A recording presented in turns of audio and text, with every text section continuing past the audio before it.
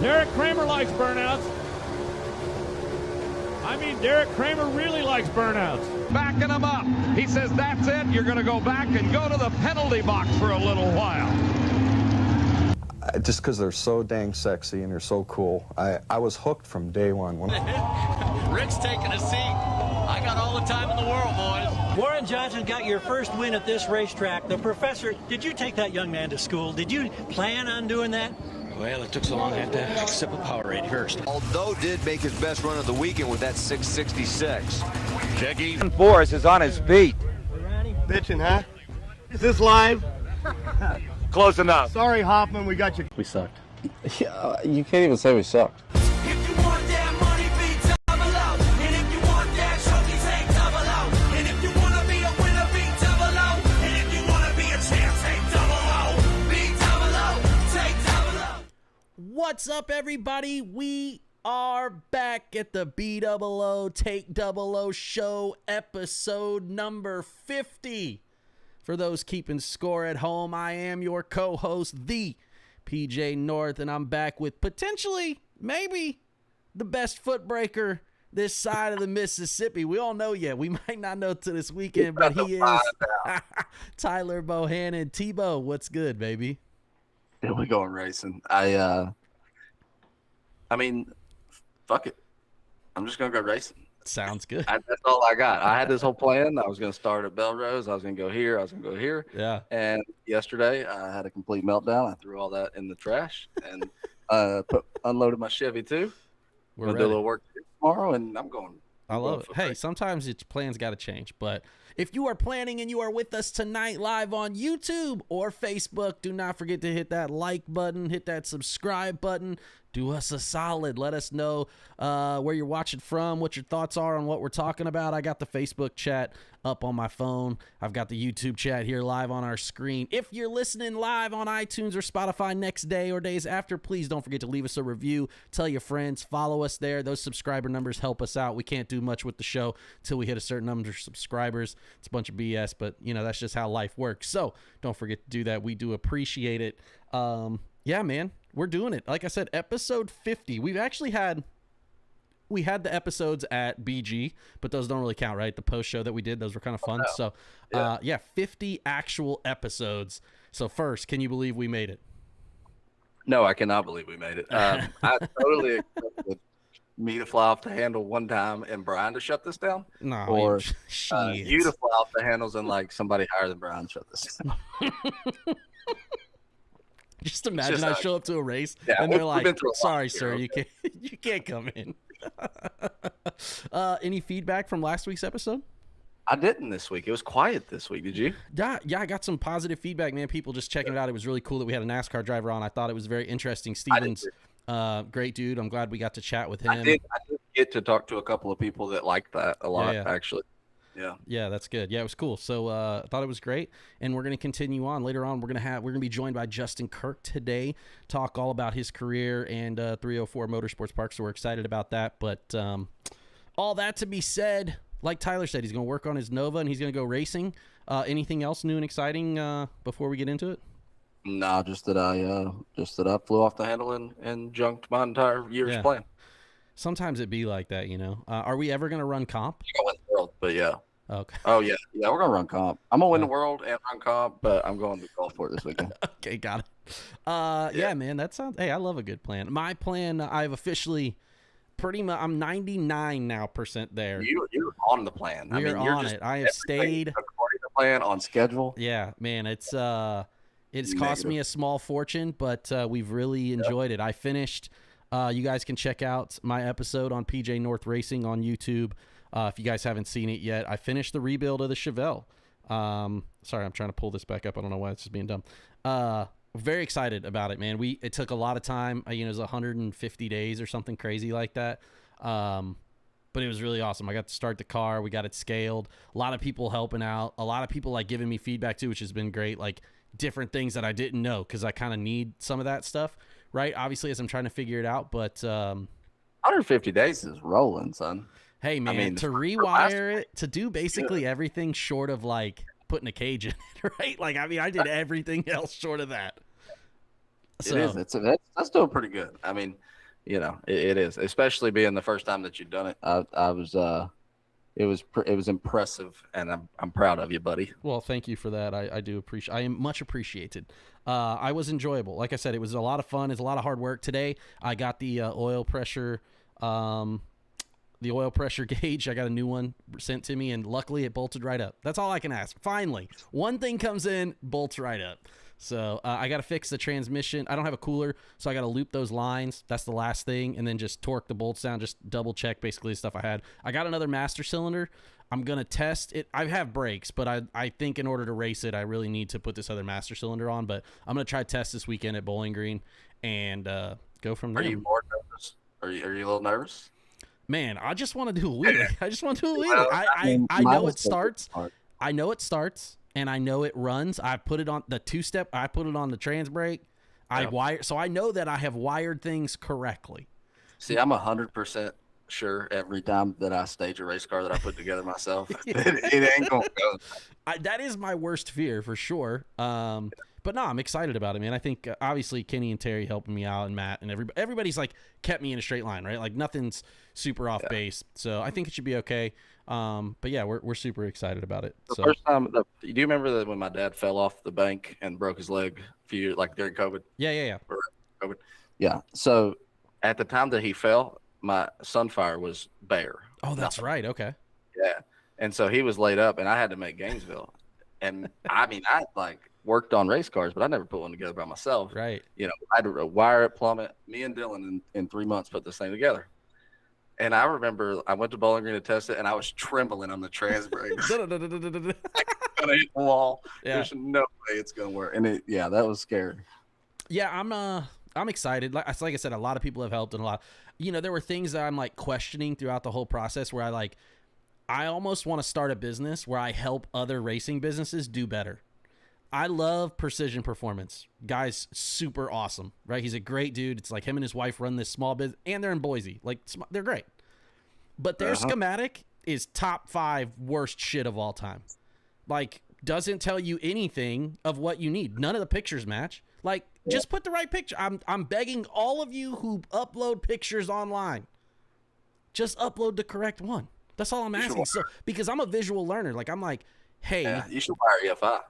Yeah, I've done that, right? I had EFI on the Sunfire. So that's my point is I want to help companies do better so that people, because right now their tech services for most places suck, right? Willwood was awesome, but Willwood's massive. They helped me out on the brake situation, the master cylinder, because I was having trouble ordering one. I wasn't sure what to measure so you get the right thing and all that stuff. They were great. But a lot of places just don't have that anymore.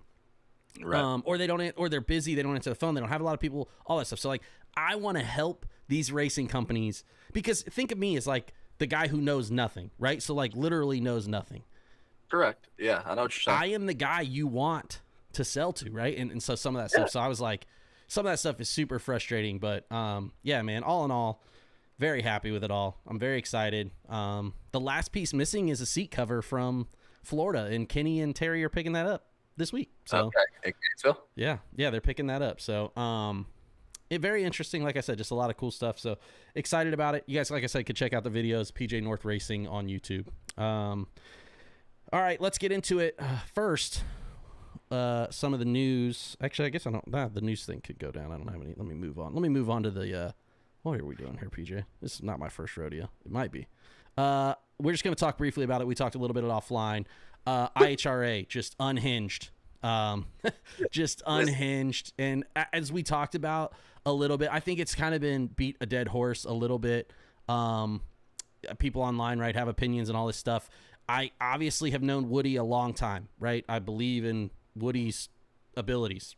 Not the point, right? None of this has to do with any specific person. I just want to state that. I will just say, y'all got to stop hiring people and firing them. Don't announce it. Don't tell people you hired somebody. Put somebody in the role for 90 days if that's what you're going to do, but don't tell people, because I believe that they're over communicating and it's pretty poor. It looks bad, and it doesn't make me want to show up anywhere where I don't know who's going to be in charge. If I came to a TB race and I didn't have access to Tyler or Brian as a racer, if I had a problem, I'm going to be well, who am I talking to? right? Like I want to talk to either Tyler or Brian. I don't want to talk. No offense. I don't want to talk to Shauna. I don't want to talk to Gina. I don't want to talk to Chuck. I don't want to talk to the lane guy. I want to talk to Tyler or Brian. It's the same situation in IHRA right now. If there's an issue, and there's going to be issues, y'all are brand new. Y'all are figuring it out. I can't. And I told this story offline. I worked at a company where we had 5 different CIOs, and we never, any directive that they ever put in place never made it to production because by the next year we had another one. And so it's like, how do you guys expect to deliver value to people just because you're throwing money on top? Like, I get it. You like free money, but if you don't win, you don't get free money. Like you don't, if you're not Matt Daddis, you're not getting that money if you're not, you know what I'm saying? So like, I don't know, man. I have a hard time with it all. It seems a bit odd. I'm not buying into any of the stories. I don't care about that. But like, regardless of how they fired Woody or not Brad Underwood, but the other Underwood guy, like regardless of how they fired them, they fired 12 other people in a similar fashion. So it's not like the stories can be that different, right? So no, I took an approach to IHRA last year, and I think we talked about it. Once again, I'm just gonna listen to it, and if I can go, I'm gonna go. If I'm not, I'm not. Yeah. Blah blah blah blah blah. Yeah. Like it does. Like I'm just watching it, right? It's just a show. I just eat the popcorn. Yeah, 1,000%. Yeah. How I feel about this week's situation. What I want to tell you, probably gonna ruffle some feathers. There was more to that story.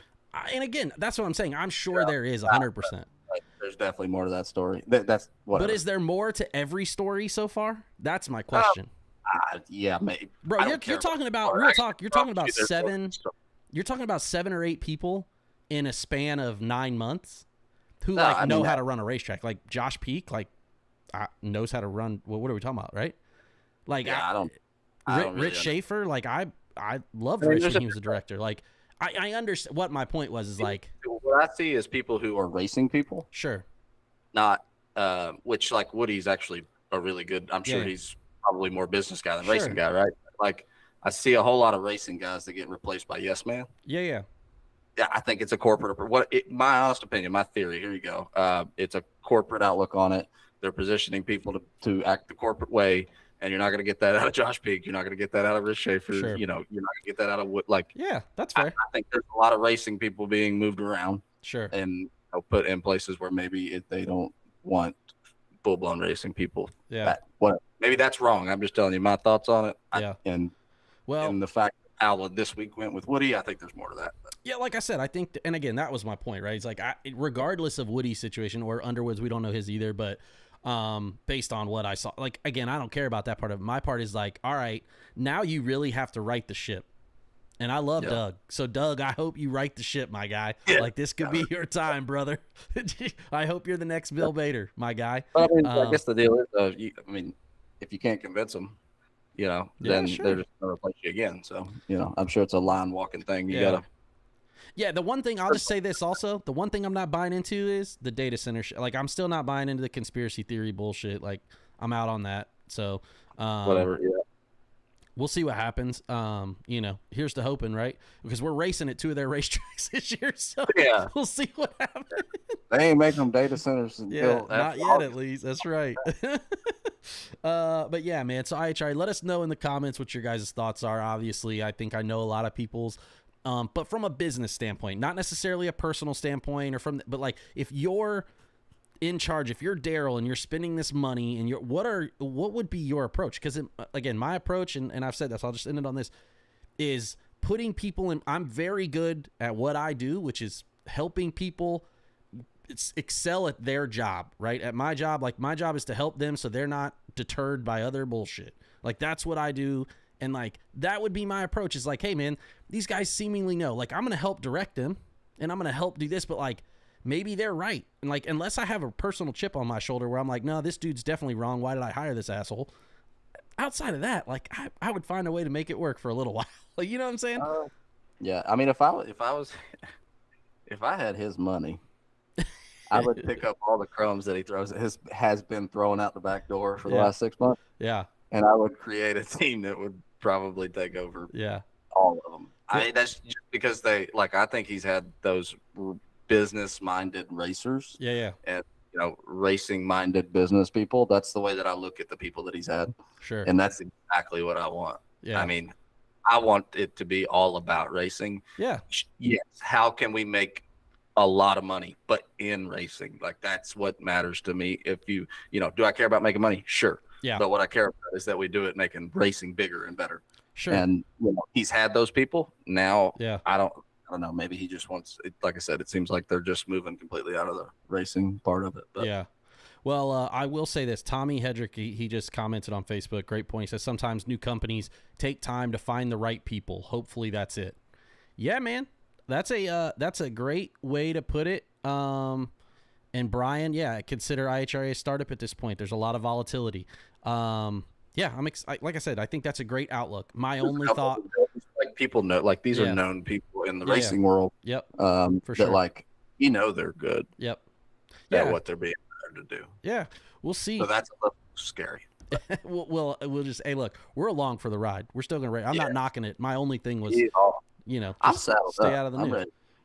Exactly.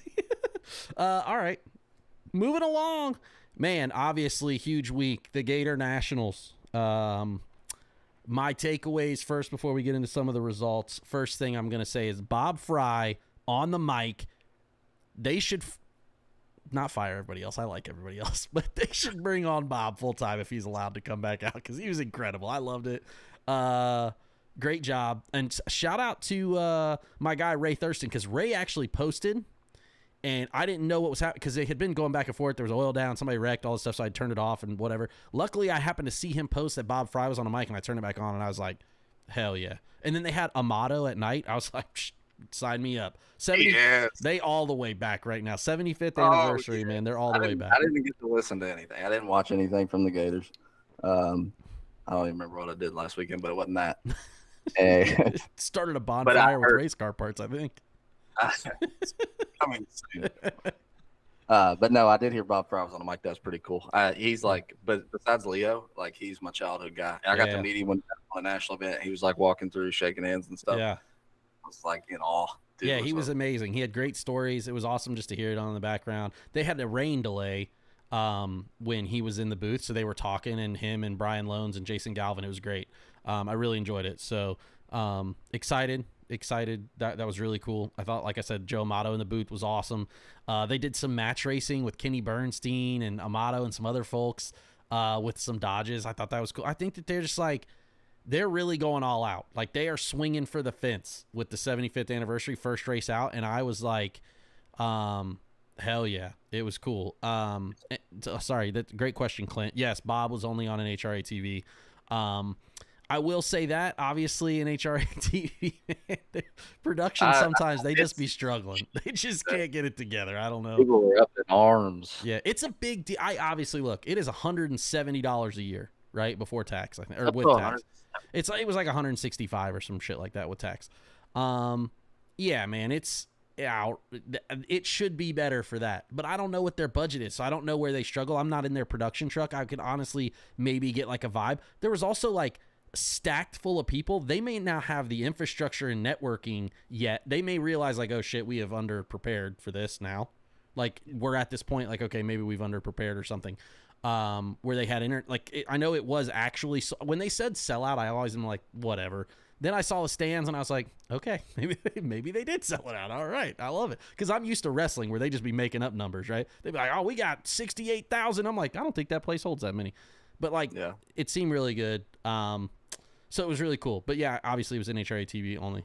If you had that, but no, again, Ray, it wasn't on when we were watching with Bob. It was, I think, later on Sunday or something happened. I don't know, because my thing ran out on Sunday, so I didn't get to see that. I had to watch the finals on Fox because my subscription ran out. Other piece, man, I will say this. Maddie Gordon, star, absolute star. I don't care what anybody says. I hope that there's just haters in the comments, because they are just typical keyboard. She was unbelievable on the mic. She was like so hype when she won. You could see her in the canopy and all that stuff. I was like, I bought in. I was like, Ron Capps made the perfect decision. Obviously, like, I heard her story in Chasing Speed, and so it was really cool to kind of understand that background. Obviously, she's a third-gen racer, but she was unbelievable. She was like on it right, when it came to the microphone thing, and I'll tell you why I doubled down on that, because then I saw Josh Hart, who won the race and had like not zero emotion, but it was like a robot. Like, I was like, my guy, I need you to be a little more excited here. Like, brother, you've joined John Force Racing. You put it on. You just won the first race out in front of your home crowd. Yeah, and you're 1 for 1 under the greatest driver of all. Yeah, I need to So I was like, okay, Matty Gordon gets it. I think, like I I said, see how people don't get emotional about winning a drag race. Period. Like, ever. Yeah, man. People act like it's happens. Listen, it don't matter. It never gets like. It's never gotten old. Maybe I haven't done it enough, right? That's what they say. Maybe I ain't done it enough. But it never got old for John Force, and he's done it the most. I'm telling you, it ain't never gonna get old. These people don't keep going because it sucks. Right. That's what I'm saying. Like, where's the excitement? Give me that shit. Like, what are you talking? I thought Chad Green's his winner circle was really good. Richard Gadsden's was good too, and Matt Hartford's was really good too, because he was like, hey man, I haven't been here in a while. Like, it's, it was really cool. So that was kind of the thing for me. Obviously, talk about Top Fuel, Josh Hart, Top Fuel Funny Car, Chad Green, Pro Stock, Matt Hartford, and Richard Gadsden hushed the haters who said he couldn't do it. He was like, y'all didn't like it in Pomona, I'll hit y'all one more time with it. 673 or some shit on a motorcycle. I was like, hell yeah, okay. Yeah, man, so good for him. Before we get into the Sportsman stuff, obviously you didn't see it, but did you read anything or hear anything that was like a big surprise for you from the Gators? Let's see here. I was looking. Yeah. Let's see. Matt Alvey going 2 finals in 2 weeks. That kind of shocked me for comp and Matt. And he called me I've never been more proud. Yeah, me either. I mean, awesome start for him. He's jacked up about it. He was. Yeah. I did text him. I don't know if you saw it. He was like 44, 49, and 52 or something. Oh, missing the tree.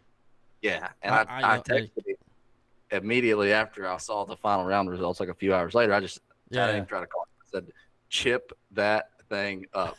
It's all. Let her eat, dog. Yeah. He called me and he says, this is why I need you here. I said, well, I can't show up like everywhere. And he's like, well, Austin's he don't tell me that stuff. Yeah. And I'm like, I don't know. The time slip was telling you over and over again to chip it up. Like, hey, man, he needs that extra little nudge. Yeah. He needs a little nudge. But no, that's cool. 2 finals and 2 races for him. James Hinkle continues to do what he does in Top Sportsman. So yeah, Hinkle absolutely kind of murked him. And we'll get into the Sportsman results. I will say my biggest surprise, obviously, Austin Prock not qualifying was tough. Oh, yeah. Josh, I haven't got to see that interview yet, but I heard it was like he said he does his thing where he's like, excitable, and he's like, they didn't do that. He said they didn't clean up the starting line, which is like, I don't know, man. I don't ever blame. It's tough for me. That's cool. Yeah, he made it. This is a turn off. That's cool. Sounds like a great interview. Yeah. He basically was like, y'all didn't clean up the starting line. We blew the tire off. But I'm like, you had 3 other tries at it too, and didn't get on a racetrack. But there's obviously. What? Come on, bro. I think, I'm agreeing. They wait 2.5 minutes while they call your name and do all this shit. Okay, in between pairs. That's why it takes 3 hours to run a pro session after you grenade, if you have whatever. Like, we don't even have to. Like, there ain't no arguments about that. Okay, it's a whole pony show. Okay, they got the Clyde. Y'all might as well be the Clydesdales out there. Yeah, you tell me they didn't clean up something on the starting line? That's what he said, man. That's what he said. It was from his own car then. Yeah, I think that's my thing is like, I don't know. I would have probably taken a little more responsibility of the situation. That seems that doesn't help his story. I did see a lot of hate online where everyone's like, oh, he left, good for he sucks anyway. What do you expect? Yeah. Like, I mean, I don't hate it. Go for it, big dog. Don't tell me the track had some shit on it. Right. And don't be sad when people tell you you're a dumbass for leaving John Force. Yeah. Yeah, they I don't know. It's tough over there. So that was probably the biggest surprise. They're going to win a lot of races. It's just going to take a minute. Are they? Yeah, we already know they got the shit. Tasca ain't much, and they went fast. And now you're going to give them those 3? Like, yeah, they're going to win. Yeah, that's fair. Yeah, I guess you're right. This other big surprise, Brian, there's an NHRA membership discount for NHRA TV. I need you to just DM me that. Brian Zinzin, I know you. If you got that discount code, send me that DM, dog. Oh, they took it off Saturday. Oh, my God. But, yeah, so that was the biggest surprise. But going into Sportsman, sorry, I got sidetracked there. Jeff Atkinson beat Jim Marshall. Shout out to my guy, Jim Marshall. I love Jim. He is incredible guy. Always has wild combos that are ignorantly fast and always does big wheel stands. And, yeah, his wagon's an I don't know how. And just a massive wheel stand, but he got beat by Jeff Atkinson. The Peanut Farmer continues to deliver. Shout out to Kelly Kondratic, who got her first national event win. She beat Tim Millwood. How about Tim Millwood in the Mustang Super Comp door car? The Daytona. That's a Daytona? That's a Daytona. Oh, they all kind of look alike. I don't know. Oh, come on. I don't know. I don't know Tim that well. I thought it was a Ford. Are you sure it's a Dodge? Hell yeah, that's a Dodge Daytona. He's got two of them, right? Yeah, he's got two of them. Okay, that's why I thought they were fastbacks. They just kind of look like those. Like the shit out of me with that thing, and you're always driving up on him, and it looks so easy, and then he just crushes your hopes and dreams. Yeah, he is also I just heard he's the what's that Fendt tractors? What's the tractor company? Yeah. He's like the head of that. He's like he runs the show there. Yeah, so that's kind of cool. But yeah, so Kelly got her first one. Congratulations to her. Fletcher got his 109th in Super Stock, defeating Kent Hanlon. I looked at it. He's like 109 for 167. That is unbelievable. Hey, bro. They put people in the Hall of Fame for a lot less batting average. That is crazy. I don't care what anybody. That's got to be the highest. If you look at that number, right? So it's the highest of over 100 finals. Oh, well, there's not that many that's been in there. He is. That's a 65% win percentage in the finals. Yeah. In the finals alone, that is unbelievable. That's crazy. I wonder if we could go through. I wonder if he remembers all 109 wins, or if he remembers all 165. He don't love drag racing enough anymore to remember all 165. That's fair. Jason DeWitt got it done in Super Gas again, back-to-back winner. Beat Steve Furr. So shout out to Steve Furr. Then Jackie Bennett and Holden Larice. Old Larice Motorsports Insurance tried to pin him down, but Jackie Bennett got that one done in Top Dragster. And as you mentioned, Hinkle beat Bruce Thaxton. Thaxton's brother, I think, Dale Thaxton. Are they related? They got to be, right? I don't know. He was in the final the week before at Orlando, so I thought that was kind of interesting. Yeah, we'll call him brother. Yeah, I'm just throwing it out there. Yeah, man. And then Pete Dagnolo beat up on our guy Matt Alvey. 2 Cobalts in the final of comp. Hey, Matt was like, it didn't stumble, but it like didn't take off or something. I'm like, dog, I don't know if you know this or not, but Pete Dagnolo gonna be 00. Yeah, all day, every day. He's like, I knew I had him like this much, and I'm like, okay, well, you still can't be 50. Yeah, okay? I don't care how much you got on Pete Dagnolo, but 50 ain't gonna work. Yeah, man, Pete Dagnolo just doing hammer work down there. Good to see him back in the winner's circle. Obviously, he's just a great guy to have in comp too, right? As like a driver, right? Hired gun for that team. Like I think that's. Yeah, well, yes, but I'm sorry, sidetrack. No. You're talking about like Josh Hart being a robot on the interview. Yeah. You know, Pete Dagnolo is an actual robot, and you wouldn't know it on camera. So like, even if he can, you can do it. Yeah, I agree. Pete, you should work with Josh. You know what? What if they were? That should be a great gimmick for NHRA's TikToks. We're going to help you do a better job in interviews, and here's some people that can help. And we just send Pete Dagnolo to Josh Hart's pit. Robot versus robot. You know what I mean? That sounds great. Sit there and Pete and watch him go. Oh, we love Pete Dagnolo over here. Yeah, man, great. Obviously, the Gators, man, great event. It looked awesome. Would have loved to be there, but maybe next year we'll go back. They got the Baby Gators this weekend. Looking ahead to the Baby Gators, this will be the first one you've missed in a while, right? Yeah, I think I didn't go in 2018, so I think 2019 was probably the first year. 2019 was the first year I did it. So Okay. yeah, this is the first one I missed. I don't know. I just having a wide open schedule again this year, and it made it a lot easier to not have to go. Yeah, I get it. I mean, you can't look. He's already done giving up on Gainesville. That's 2 weeks from now. So. Oh, but yeah, like, hey guys, I I did just chalk the entire schedule, but I'm still going to win the world. Still going to win the world. I'm going to win the world. Don't worry. Everything's fine. I love that. Well, check back in July to see how that's going. You can start in July. If I don't like my chances, that's what I said. July, I can switch cars. Well, I can go to comp then. I can still win the world in comp if I don't start tomorrow. We're just running all D6 races in comp. Watch me. Oh, I love it. All right, man. Well, yeah, we'll come back with the Baby Gators next week. More to come on that. Last piece here, Sportsmen. The shout out first off, TB Promotions sells out Top Bulb. That's what we do at St. Louis. All we do is sell out at St. Louis, really. Just knock it out of the park. It's a super cool. I do have to say, and it's a lot of local support from St. Louis. The first year they were kind of iffy, and we built a really awesome, friendship with all of those guys. But we have increased from the first year we went to St. Louis. We have increased entries each year. Yeah. We sold out last year. 385, right? Yep. It was like 360 the first year, then 390 or 400. And then we sold out last year, and we sold out quicker this year. So it's awesome to see, especially with that group of racers. Awesome people over there, and the staff kind of, that was the first time we branched out, right? It was with St. Louis, and they took, so we've something special that we've built with those guys over there. I'm excited for it. Yeah, man, we love St. Louis. Obviously, it's one of my favorite racetracks that we go to. It's a great facility, and Brad and the team there are great. They run a program that we enjoy. The track is always good.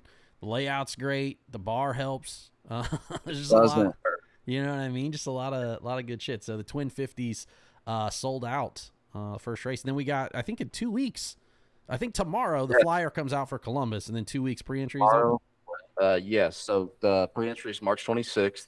I don't know if you'll see a flyer tomorrow, judging by the fact. Well, Chase will probably really shoot that over about 12 about 12:30. Yeah, but maybe I'm behind the 8 ball a little bit, but I do believe we haven't got that. But yeah, okay, my bad. Sorry, I thought it said flyer tomorrow. It probably is, and maybe I just missed it today. That could be on me. I don't know. I'm sure I'll get a text from BW because he's lurking in the. Let me see. He hasn't said anything yet in the live chat, so we're okay so far. March 26th we're gonna open pre-entry for that, and Brian's a lot better at this than me, but like this is quick, Like usually you open pre-entry for a race, and then you like get ready for that race, and maybe open another one, and then it's like, all right, a lot going. So I'm bouncing back, but for sure. There. No, it's gonna be great. I'm excited about it. A lot more to come, obviously on the TB stuff. But moving over to the GABR, Gulfport looked like it was a great time. I see. Obviously, everybody says how great it is there. I haven't been there. You'll have to let me know. I think you like it there. So yeah, I'm stoked. Yeah. But Donovan, first off, the Doughboy, doubles up. Did he win that Ezel car there? Yeah, no, he finished first and second in the points. Yeah, so he doubles up day one, finished. Oh, yeah. The points champion got the dragster? Yeah. Oh, sick. Okay, so I was trying to figure out how. I thought he won the race that I didn't know about. So he wins. Yeah, no. He wins and runners up day one. He wins the overall points, finishes first and second, gets the dragster, and now it's for sale. You love to see it. Shout out to Overkill. The Doughboy just getting started. And then AJ Ash, all-door car final for 100K. Yeah. Who did he run in the final? I didn't see that. I apologize. I don't have it listed. I only caught AJ's winner circle picture, and they had to check up, and I couldn't really tell. But it's cool to see AJ. He's been wearing them out down there in Gulfport. Yeah, so, for a long, long time, right? I kind of like. I know he's been absolutely recently for sure. And Donovan, that's scary for him to be doing that in March. Get ready. Yeah, y'all boys are in trouble because my guy's got it figured out right now, and that horseshoe ain't fell out yet. So ride that horse while it's up, big dog.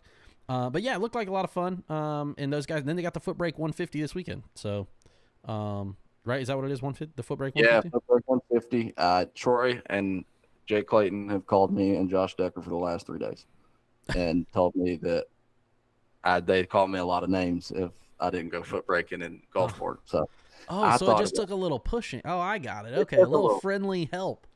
Push. I was just going to stay home and talk about it and not go racing. And Troy called me some names. That don't sound like something you want to do. Yeah, that don't sound like something you want to do. It was an instant. As soon as I decided to go racing, I was happy. I was happy. Yeah, sometimes it takes that, man. That sun comes out, and you just start to. You're like, all right, race cars. When I heard mine, I was reinvigorated. Yeah. There were some drywall guys at Joey's house when I was picking up my car, and I got to fire it up, and they were like pumped up about that. Hell yeah. Hell yeah. I'm ready to do a car show. My God. Yeah. Whatever it takes to start this thing up. That's good shit. I love it. Well, we'll be excited to see how it goes next weekend. So, all right. Let's get into it, man. We're very excited. We have a special guest here this week, and it is presented by the folks at Revelry One. Visit revelry1.com. Use code B0T015 for 15% off your entire order. And you can dress like me or TJ, man. They got a ton of vintage stuff. Our merch is coming very soon. Now that TJ, I wanted to let him get through the first race. I didn't want to harp on him, right? They got a lot going on down there. But TJ got through the first race. Me and him been chatting today. I think we got it aligned. So the merch will finally be debuted very soon. So we're excited about that. So visit revelry1.com and use code B0T015 for 15% off your order as they present our special guest today. He is he's not really former, he's still racing, but he is track owner, operator of 304 Motorsports Park, son of world-famous mountain motor pro stock driver Doug Kirk. He is Justin Kirk. Justin, how are you, bud? Good. How are you guys? Hey, man, thanks for joining us. We're excited. I think Tyler's excited. Tyler obviously knows much more about IHRA pro stock than I do. Just because I feel like your family ran IHRA, right, Tyler, and your Billy and all those guys. Yeah, so, but I'm excited to talk about first off, what was your first thought when I reached out and was like, hey, man, you trying to come on this podcast and talk to us? Because the text he sent me today was, hey, man, I'm just a dumb hillbilly. So I want to know what your first thought was. Well, to be honest, I was like, what's a podcast? Fair enough. I get that, too. I thought that's what women listened to when they was driving in the car. Those dirty podcasts. But no, I was like, well, it's pretty cool to get noticed by, you guys are everywhere. We're excited to have you on. Obviously, we're going to talk about the racetrack and all those things, but I want to talk a little bit about your history, just kind of some different things so people who might not know. Where are you from originally? Are you from the area where the racetrack is or somewhere else? Yeah, right here in good old Lenore, West Virginia. Golly, not a lot of people make it out of West. I'm just going to say it, man. I know like 12 people from West Virginia, and they either played with Kevin Pittsnoggle or hang out with Pat McAfee. Yeah. I don't know much other people from West Virginia. Well, I'll be honest with you. Our type of people's down here is the McAfee people. We're kind of crazy. If we don't win, we'll just take our helmet and slam it off our forehead. Hey, I get it, man. My family obviously in the construction business have done a lot of work in West Virginia. I've spent a lot of my youth driving through there and all the stuff. So I enjoy West Virginia, but I'm always like, man, they don't have race. Kanawha Valley was like the only one I knew of. And I only went there one time. Yeah, I think what was Southside now is what it's called. Yeah. They got it reopened. Yeah. It's still probably 2.5 hours from me. Oh my God. Yeah, that was my first ever big car run. My first ever laps in a big car, like in a fast car, was at Kanawha Valley. My dad told me to do the first place I got asked to leave in a junior dragster. There it is. See, that does not surprise me. We ran juniors down there. My dad took me down there for like a junior race, and we were there for test and tune. And he's like, all right, I'm going to let you, I'm 6. I just turned 16 or 17 at that point, so I'm getting ready to get out of this junior into the car. He's like, all right, go ahead and make a lap. And there you got to back into the water box, right? So I'm backing in and I'm doing the thing. He's like, just do a pro stock burnout. And I was like, I don't know what that means. My guy's telling me, like, I'm like, dude, there's a pedal on the right and a pedal on the left. You're going to have to give me a little more advice than that of how this whole operation works. But no, that's cool, man. West Virginia is like I said, I feel like we hear a lot of stuff. Racers, the West Virginia Peddler is one of my favorite cars in super stock. I love that thing. So we see a lot about that. But how'd you get started in racing? Obviously, your dad, I know that, but like, tell the people about what that was like for you, how you got started. Well, I guess I was born. I didn't have a choice. That's kind of how that works sometimes. Yeah, I've been at a racetrack for as long as I can remember. Okay. Matter of fact, when my grandmother passed away, they brought a picture. I had a helmet on and a stroller. Hell yeah. That's how like Tyler. Tyler, you probably got one of those pictures. Yeah, probably. Didn't you started in a junior dragster? You were racing at what used to be called, what was the track originally called? Thin Branch? I think it's kind of like, not to throw shade, but it's kind of like the IHRA deal. It had like 17 names before it actually became a racetrack. Okay. It started as Twin Branch, and then it was Almost Heaven Motorsports Park. Oh, by God, that's a great name right there. Well, I kind of like the name, but Yeah. and then Dad was like, "What are we going to name it?" And I was like, "You're just asking for suicide if you name it anything it's been named." Yeah, because you're limiting your reach. They had a grand opening every election for 16 years. Holy shit, that is crazy. So I went with 304, kind of like not to copy the Street Outlaw thing, but everybody around here related to Street Outlaws. That's the closest thing these people have been, we just don't have racetracks, and that's the closest thing they had related to was, That makes sense. Sure. What, growing up, obviously your dad is famed mountain motor pro stock guy, right? Like he ran it for a long time. But who were your favorite obviously your dad's probably my dad was, I love my dad, but he wasn't my favorite race car driver growing up. He knows that shit. Like I can tell you, he knows he wasn't my favorite race car driver. But who was your favorite drivers growing up outside of your dad? He was big buddies with Brian Gain. Okay. He was always, but he's more like family. But the John Montecalvos. Yeah. The Don, Steve as they call him now, right? Yeah. The Don. Did you grow up loving IHRA, doing that with your dad? Was that did you enjoy that atmosphere? I did. I mean, it was towards, I guess, the older I got, I ain't going to say the worse it got, but IHRA was doing the downhill thing. Yeah. Up until I just couldn't wait till the next race. That's all I ever wanted to do was run a pro stock car. Then after I did it, it was a lot of work, and I was happy to get back in the dragster. By far the funnest thing I've ever drove. That's what I was going to say. I can imagine that it would be like, all right, this is going to be awesome. And then you're doing it, you're like, I do not want to take that head off again. Fuck that stupid thing. I'm over it. The clutch comes out every run, the drive shaft. The first run I ever made, I went 380s in the top dragster. We won the championship in 16 at PDRA. Yeah. I won that deal. My first time I drove a pro stock car, I was like, I had to run a 350. Yeah. There's so much shit going on. I get it. I run out of hands and feet. I was like, there's way too much in this thing. That's incredible. What is your favorite car that you've got to? Obviously, you've drove a lot of stuff. Like you said, you drove the mountain motor car and you drove some other stuff. What's your favorite car that you've driven of yours, or of somebody if you've drove for somebody?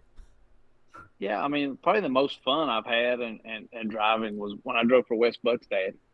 We drove the Cavalier there, Creek Jones Cavalier. Yeah, and we went. That's when they was going to. I guess we can lump this into one whole favorite moment. We left and ADRL was going to bring it back, and we went to Houston or Dallas or. He's like, we're in the truck. We're going. Well, we flew down. Oh, you even got to fly. This guy's a fly-in driver, Tyler. This is your life right here. Are you paying attention? So we get there and it rains. Oh, and, shit. The PDRA's at Bowling Green. I was like, let's go. We've been came this far. Right. So we went back to the airport, rented a car. I had my kid. Rented a car seat from Enterprise. We jumped in a truck and drove all night to Bowling Green. Hell yeah. Went to the pole in the second round, ended up qualifying second, and won the race. Hell yeah. Yeah. That's incredible. What car was that in? That was in the same one? That was in Wes's Cavalier. Okay. Eddie, yep. So we rolled in and, like an hour before Q1 and pro session. He's like, I'm ready. I'm ready, helmet. We warmed it up on the ground. We didn't even put it on the jacks. Hell yeah. Hopefully the clutch works. Let her rip. Yeah. It went left. I remember ever run that race. But, yeah, we aborted the first run and then was like low for the session or second for the session for the rest of the week. Damn. Did you make a lot of runs in the left lane? Actually, the first run I made at Bowling Green was in the left lane. They all go left. Yeah. You got to hold on. Yeah, that's how we like it. It's a slight, it's a slight S curve out there. You just gotta hold on, baby. Just gotta get through that first 80 feet. So. We're from West Virginia. We're used to a scenic route. Yeah, that's what Dennis just said here in the comments. Dennis said, "Does West Virginia even have any straight roads that are an 1/8 mile to a 1/4 mile long?" Probably not. And if there is, I guarantee you, there's. It looks like the backside of an OPREP race. Yeah, I can imagine that. Before we get into too far, there's a racetrack I've always heard of that's like 330 foot long, maybe 400 foot long in West Virginia. Yeah, it's important, I think. Yep, Fort Gay. It's 300 feet. Mm-hmm. Have you been there and raced? Oh yeah. Oh god. Yep. What's that like? I went. What we do there? Oh God, I went like 276 there one night at 112. I had to jerk in low gear to get it stopped. Yeah, through the racetrack, 200 feet to stop almost. That's crazy. I've seen videos of it, and like guys going, in door cars that look like 6-second, 8-mile cars are like hammered on the brakes to make the corner. Holy shit, that sounds crazy.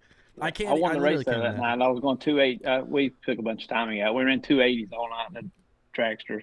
Imagine that, Tyler. Do you think? Obviously, you slot car race, Tyler, so you get it. But like, what do you think that would be like, Tyler? In a imagine just like, oh, we're gonna have a super stock race, the 300 foot out. Anything, change the distance of it. I don't really care. They can make it longer, shorter. Oh, okay. I don't think I can. Fun. It's fun. The thrill's like stopping though. It's not the race. Well, what's your favorite part of going here? The stopping part. Just my favorite part. The immediate G's where it's like it's gone and then you're immediately stopping. That's pretty crazy. That's good shit. What's your favorite class to race? Obviously, like we said, you've kind of raced everything, but favorite car, but like, do you have a favorite class that you still enjoy running? If someone was like, "Hey, man, we want to get you out today to run," what would it be? And I love pro stock. That's just what we've always done. There's something about racing gas, 4 carburetors, and a clutch pedal. I mean, I think it just separates. I ain't gonna say it don't take a driver to drive a pro mod car. It obviously takes a driver, but to me that makes just a lot going on. Unless you drove one, but that's my favorite class. But I guess my second favorite class is I like Top Dragster. Yeah. Okay. Yeah, I've seen obviously Top Dragster highlights and some of your pro mod stuff online too. Does your dad still have any of his old pro stock cars? It's all here in the garage. Hell yeah. He just turned 63. Oh, he's young. He's spry. And he's about killed us with this drag strip. Yeah. He's a slave driver. But hey, my dad did the same thing, brother. He was like, "Hey, man, I need you to go out there and clean up trash." I'm like, "Damn, I didn't realize I become a janitor out here, but here I am, by God." I think he would rather be there than in the car, to be honest. I don't know. He's mentioned selling it 4 or 5 times here in the last couple months. The track or the race cars?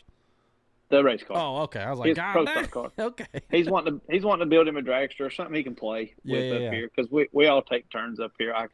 It's hard to race, and Tyler, you're not going to race. You can race, but you're not going to be good. You're going to be scattered. Man, it's really hard to run a racetrack and do that. Yeah, Tyler knows now more than any. It's like, I mean, they've told me, they're like, you can race a little bit, and I'm like, no. If I'm racing, it's on somewhere else. Yeah, it's too hard. Way too much. Yeah, but I did want to note this. When you Google search Justin Kirk racing, there's 2 things that show up, right? You buying a racetrack, and you wrecking a race car. Yeah. I'm so pissed that it don't say I won a world championship. They do not give a shit. I promise.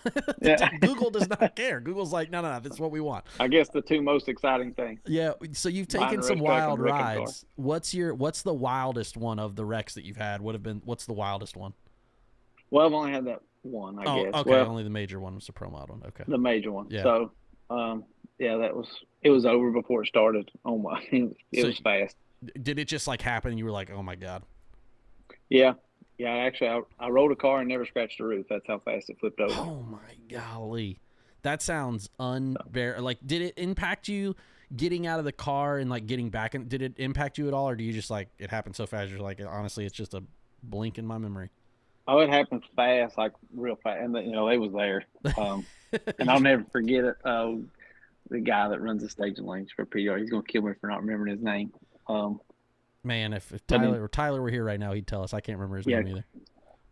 Oh, shoot. Anyway, he opens the door and he's like, "Where you at?" And I'm like, "I'm at the finish line at Galop."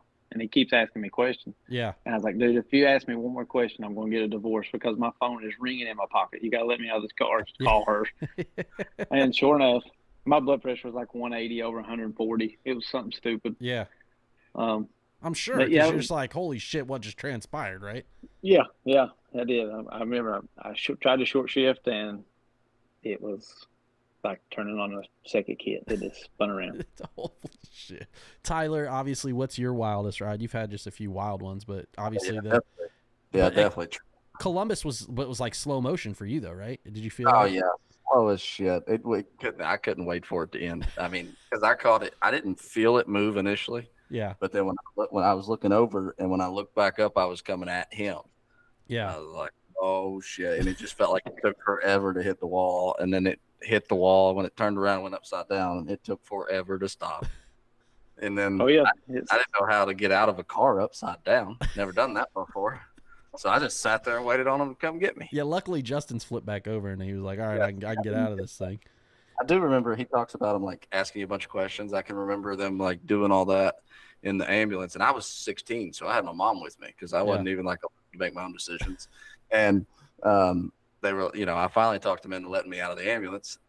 But they looked at my mom and they said, "No, we just want you to know that when he crashes, he's going to crash hard." And I was pissed at this point. I said, "Do you see that car out there upside down the racetrack? I done did that. I done crashed hard. That part's up. I got to go." That part is over. I'm trying to get the hell out of here.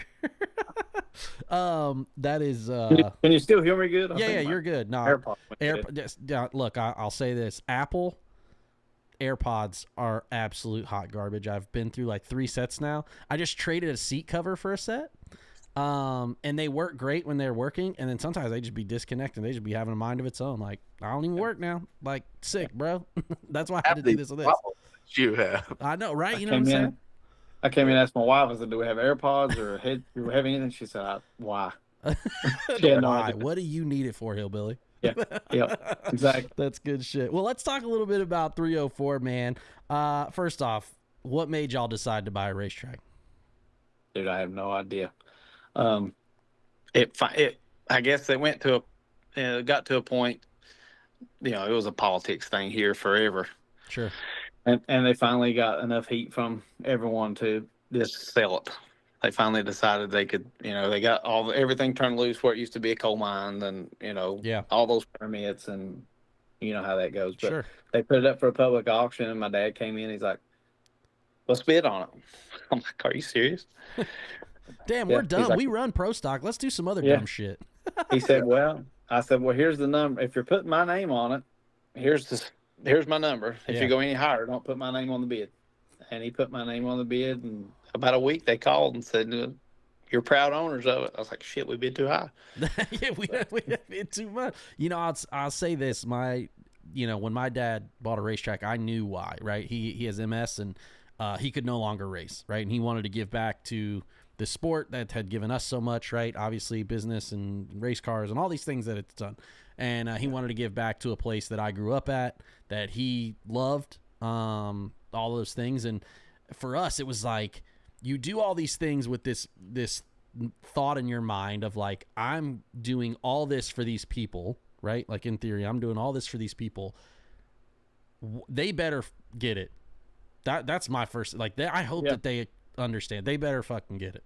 And that's my first thought when I was like, we're going to talk to Justin. I was like, I can't wait to ask him this. Cause Tyler knows, right? Tyler ran a racetrack and Tyler, what's your, you've had this conversation with Chris. From a track operator standpoint, what's your first thought when you were going into it, right? The same thought, right? You're like, I want to give back and do something different, right? 100%. And I told him that day one. I wanted to. The racetrack had been going downhill, bad ownerships and bad trains of thoughts, bad ideas, and I wanted to do my part to help him. He had the money, he had the desire to do the physical part, and I felt like I had the racer knowledge to help, bring all of it into one piece and bring US 60 back. And that was my thing. I told him, I don't care what you pay me. I want to do this for the racetrack and for the racers. Yeah. Justin, and obviously that's probably your dad's sentiment, but what was like the first, so you guys find out you get it, right? You're like, hell yeah, we won. Your thought is like, damn, we overpaid. Your dad, what's the first thing you guys did when you went to the racetrack as new owners? I'll never forget it. We walked up there and we stand on the starting line, and at that point they had the coal mines are still active next door. I don't know if you could tell in the pictures. Yeah. But they had parked equipment on the starting line and sunk the left lane like 16 inches. So we're standing there looking at that like, oh my God. And the grass is higher than the wall. Yeah. And he's like, we got to start cutting grass. I'm like, you plan on racing? We got to fix the start line. That's the first thing we did. Within a week, we had 200 feet of the left lane cut out. Yeah. And reconcreted it, and it's just we done so much so fast. It got overwhelming. It's still overwhelming. And that's what I mean. A construction project is a construction project, and a racetrack is a racetrack, and they both have their own issues always. But when I can, like, as I come from the construction world and the racing world, but when I combine the two, the delicacy that you have to work with racetracks doesn't come from construction. Right. Absolutely. Like in the mess and like I can remember the first thing that overwhelmed me was like, I mean, a racetrack is not a construction site. Yeah. And when you turn it into one, like, it's a scary thing. Dude, it happens so fast. Yes. Like the stuff that my dad would tell me, he's like, it just happens so fast. I think the first thing my dad did was, he was obviously the walls. We did the safety walls. That's what his business is, right? He does concrete construction, but the safety walls were a project that everybody kind of pitched into, and that was a big thing. But we couldn't do that for, like, I think the second year in, or maybe the second or third year in. But the first year, I remember, I think like his thing was the concession stand. That was like his thing, because he was like, he's like, we gotta fix this thing, and I'm like, damn, all right, whatever. And then the tower, gotta have a good concession stand, right? You know what I mean? And then the tower, and then the entry gate. I just remember him though buying trailers, and I'm like, what are we doing with all these damn trailers? I can remember, like, when we were gonna open May 1st. April 1st is when we decided, like, we were just now, like, April 10th, we started paving the shutdown. And so, but what we didn't think about, the ground around Hardsburg is super soft. Understatement of the year. Right.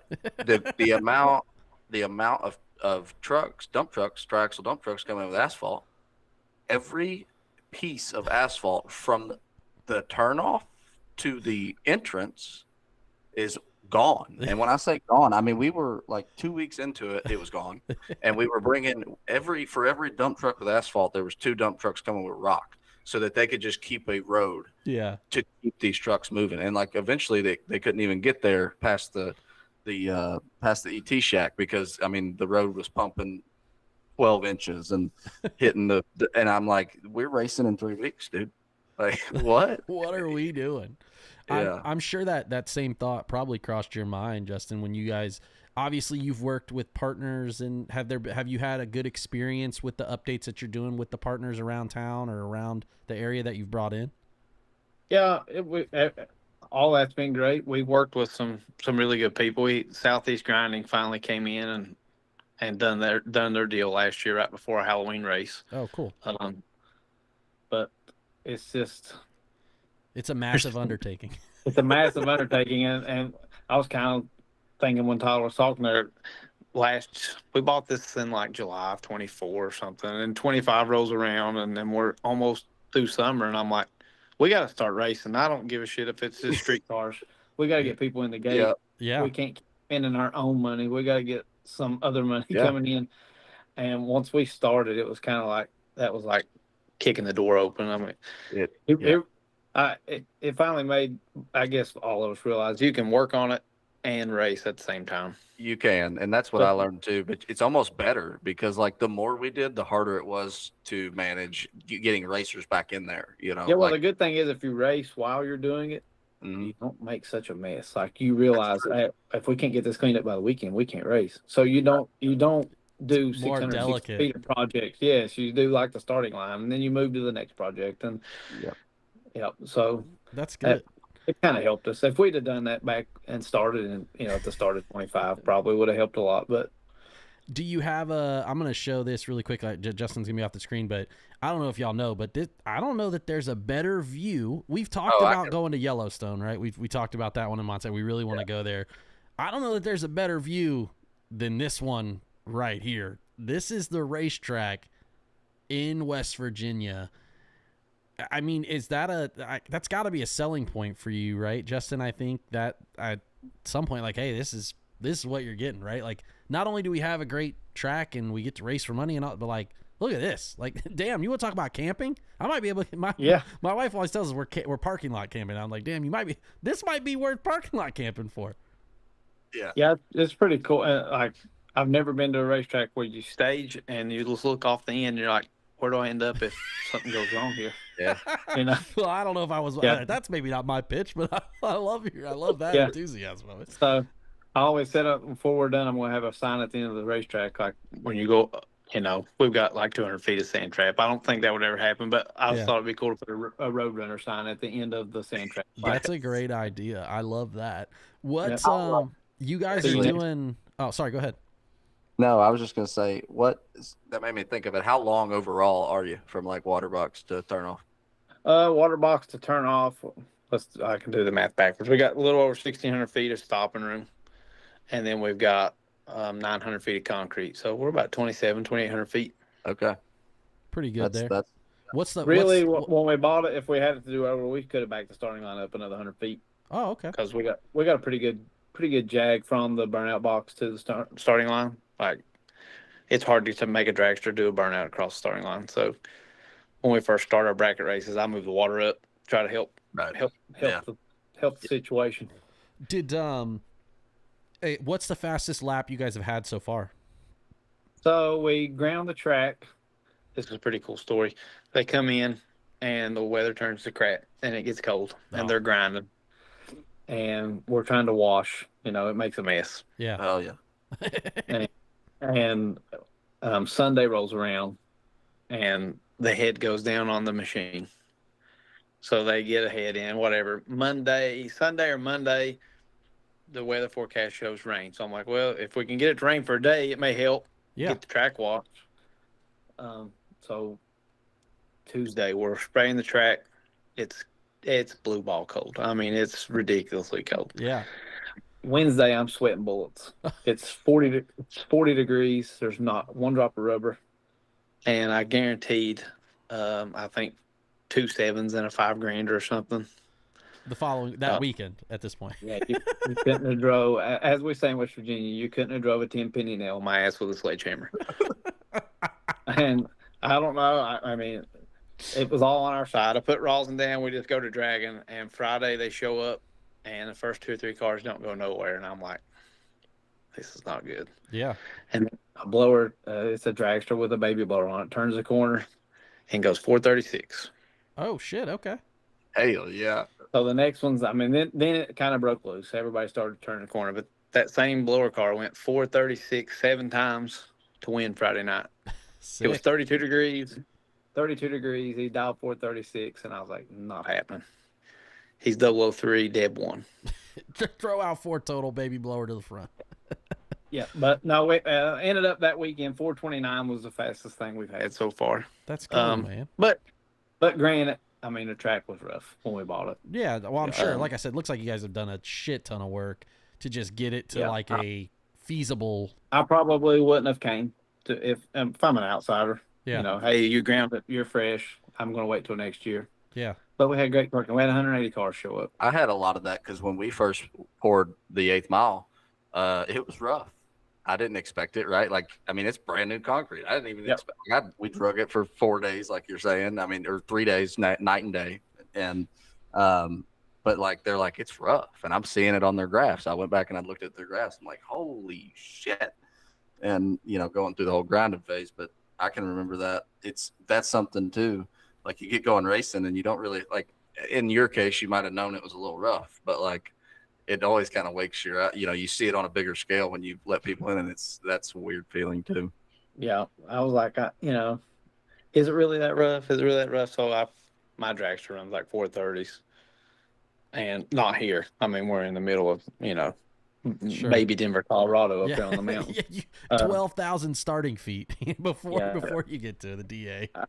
I come back and Dad said, "How bad is it?" And I'm like, "It's pretty bad." It's pretty bad. It's not great. It's not great. I've seen way better. That's actually the highway down there, but I mean I've seen better. That's incredible. Exactly what I did. I got in it, I went through it, and I'm like, holy shit, this is bad. I took my super stalker to Tyler's first race at 60. We're gonna support. Obviously, it's the only car I had running. My other one was not running. And the first hit, I blow the tire off, and I was like, whatever, man. Like, I don't care. I'm here to support the cause, whatever. And your dad's just like, maybe we lower the chip here. I was like, can't. Don't got any more. This is what I got to leave at 5,800. It's either this or on the trend or wide open on the converter. Choice is yours, Chuck. You know what I mean? But it was, I think going through that, like, that phase of figuring out the racetrack. The first year my dad was partners with a guy, and that didn't work out. Just because my dad's hard-headed with that, that was never going to work out. But I just remember, we're like, I was like so protective of what I knew about racing. And so for me, it was really hard to like step back. I took everything personally, right? Because I was like, yo, you don't like I would tell people this. I'm like, oh, you spun? Go ahead, load your I'll pay your buyback, bring it back around. I'll whoop that ass one more time. Like, I'm aggressive about it. So like, I took it I could never do it. I would never have made it. What is your, like, have you had that moment of like taking a step back or obviously you guys are getting ready to start season 2 here, but like, have you had to take that step back where it's like, it's not personal, this is business. I understand it from a racer perspective the same way, right? Like, you're like doing all this work, but you have these racers. Have you had that moment yet of like, all right, these fucking people? Yeah, I have. Okay. But believe it or not, it was not about racing. It was over the damn parking. Oh, I thought it was going to be concession. Hey, bro, don't even start me on parking. Rule number 1, I will not park cars. Tyler Bohannon will not. Not going to happen. Don't try. I spent a week up there because we knew it was going to rain, right? For our Halloween race. The week into it. Not the weekend of the race, but the week into it. So, you focused on the racetrack, but you still got water standing in spots and whatever. I was like, we're not going to park here. This is how we're going to park. And we went on and on and on. That guy was like, I want to park like this. I said, get the hell out of the truck. Yeah. I parked, and he said, well, that's how I wanted to park. I said, well, you've been trying for 2 hours. I had to leave our shop. This was on a Thursday. They wanted to park early. Yeah. And I just put him out. Damn, me and Justin would get along great because I say the same shit. I'm like, oh, you don't like this parking spot? Let me find you one outside the gate on the way home. Yeah. We ain't doing all that bullshit. I hate it. That's really funny, man. So we're just going to last this question here. Thank you again for joining us here. 2 things. First off, obviously your season was supposed to start this weekend. Is that still the plan, or you guys are pushed it back a week? Actually, the 21st. We got so I do want to show this. We've got the Cabin Fever, right? March 21st, 304 Motorsports Park. What are you excited to start the season off? Like I said, I mean, I'm sure you are, but are you jonesing for it? You're excited to bring everybody in? Yeah. I'm excited more. I mean, to get some more bracket races in, but this year we got some big no prep names coming. You're talking, I might as well try to read Braille on the no prep. I'm just going to be honest, but it's a different kind of racing. Yeah. And it's fun to watch. Yes. It is very different. That's what I learned. How much, like, it's, I don't know how to describe it, but you're right. It's like it's not even, you can't even put them together almost. Yeah, it's like a completely, I don't even know if it's the right word, but it's like, it's a different breed of racing. It's not heads up racing. It's not your run of the mill heads up or your bracket race. It's completely, those guys spend more work, do more work, pouring their own prep. I'm like, why don't you just let me spray the damn thing, spray the track. That is kind of my favorite. They call it no prep, and they're like, no, we've prepped our own shit. Y'all just give us the racetrack. We'll deal with the rest. Yeah, after about 8 pairs, the track is better than if I would have just drug and sprayed. 100%. People are going to come out of the woodworks for that too. I'm sure you're excited about that. What's your expectation for year 2 for you guys, realistically, or even just like what's a big goal for you guys? Have you guys do you guys have that conversation, like this is what we want to achieve this year, or do you guys just kind of play it week by week? I have my own goals because my dad is like, he wants it to be Norwalk today. Yeah. Rome wasn't built overnight. Yeah. No, that place is awesome. You can't even compare to that, but that's just his mentality. He wants it to be perfect. I love that he has that mentality, though. We need more, more people like that. But my goal this year, I guess, is when somebody leaves the gate, I want to come back. I mean, that's my goal. I don't want nobody to leave and say, I'm not coming back. I want them to, if they came to bracket race, I hope that's what they done what they came to do. Yeah. Don't get a bad taste in their mouth and they want to come back. Hell yeah. I love that. 100%. What's the drive like going into the racetrack? Is it nice? Because obviously from the picture, I mean, look, you're literally driving through the woods to get to this place. It looks like. You ever been to London? That's exactly what I was going to say, because in London, my first thought is, I'll say this. I went to London to run IHRA divisional, right? I had my stocker, I got my open trailer, my F-250. I'm rolling right down the road. It's at night. I leave. My alternator goes out on my truck. So I'm like maybe 30 minutes away, maybe 40 minutes away. I've got to I run the battery as far as I can down to where the headlights, I've turned everything off. Nothing's working. Okay, pull off to the side. I take the battery out of my race car to get into my Ford so I can go to the track. Mind you, I don't know where I've never been to this place. So I make the exit and I go, and I'm in the woods, and I'm literally like, I'm in a national park right now. Who the hell was like, let's put a racetrack in the middle of this national park? So I'm like, what? Okay. Anyway, long story short, I get there. It's fine. But that's my first thought when I saw your guys' track and I saw the pictures. I saw a bunch of different angles. It's the same situation almost, right? Yeah, we actually did put, London when I went, they don't have a sign at the end of the road. Like, no, you're fully trusting the GPS. Yeah. We put a sign at the bottom of the hill because when you turn up, you're committed. Like, there's no turning around. Yeah. Good luck. You're either here or not, baby. When you start up the hill, just cram it to the floor till you get to the top. It's not a horrible pull. I mean, but I get what you're saying. It's up a hill. Yeah, up a mountain. Yeah. Very And cool. you can and you're committed till you get to the top. And talking about London too, like I think people get scared of that a lot of times because like you can still get bigger rigs into London, pretty big ones. Do you guys have any problems with that there, or are you able? No, actually, I mean there's coal trucks and trailers, 38-foot coal trailers coming up and down the hill every day. The reason I asked that, I mean, I got that question a lot, right? People start getting scared when they hear of racetracks in random counties like I ran and what you got and what they see, and they get nervous. That's why I figured that you could, but people knowing that usually. Yeah, we had actually for our Halloween race we had probably 20 of the regular motorhome stacker deals. Mm-hmm. Yeah, they don't have no problem. That's awesome. Good. I love that. Well, man, thank you for joining us. We like to give everybody an opportunity, just in case you want to. You get to ask myself or Tyler or both of us a question as whatever you want to ask. Anything is up for grabs if you want to. Don't feel pressured, but we like to give people the opportunity. Well, I'll just put you both on the spot. Are you going to come race this year? Hey. I'll be honest with you. I've obviously, in talking to you, I've been wanting to get out there, but like I just from running a racetrack the last 2 years, I got way out, like separated from what's going on in the racing world and getting to pay attention to it. So tonight, in having you on here, like I said, I've gotten to talk to you a little bit, but this was like this was a way of me getting all the knowledge of what you've done the last couple of years. I'm all in. I'm ready. I'll be there this year for sure. My deal is I'll come. I might make the Mr. Pointers. They're not going to like DJ in West Virginia, just so you know. What are you talking? I'm coming in Blair and John Denver, bitch. Don't worry dog. about me. Yeah, he can sing John Denver. You know what I mean? I'll leave on a jet. Don't worry about me. I would love it also. I told Steve Pointer I'd like to come to his dad's memorial race. I know you guys brought that back around. And so we talked about maybe coming up there for that. It'd just be super exciting to go to. I love going to new racetracks. We made it all the way through without bringing up Pointer. Hey, man, I was saving it for the end. That's why I didn't put it in the notes. I was saving it for the end. You know what I mean? You guys come in, we'll put you in Pointer. We'll put all y'all in a big cabin up here in the mountains. Okay, now we're talking, buddy. God, we hang out with Steve enough. I don't know if we need to hang out with him another weekend, but we're going to try I would love to come to a race. Like I said, I love going to new racetracks. That's like one of my favorite things, going to racetracks I've never been to. So I would love that. And I'm glad that West Virginia has another one because there's not many. Like I said, there's 3, 4, maybe max, right? Across the whole state.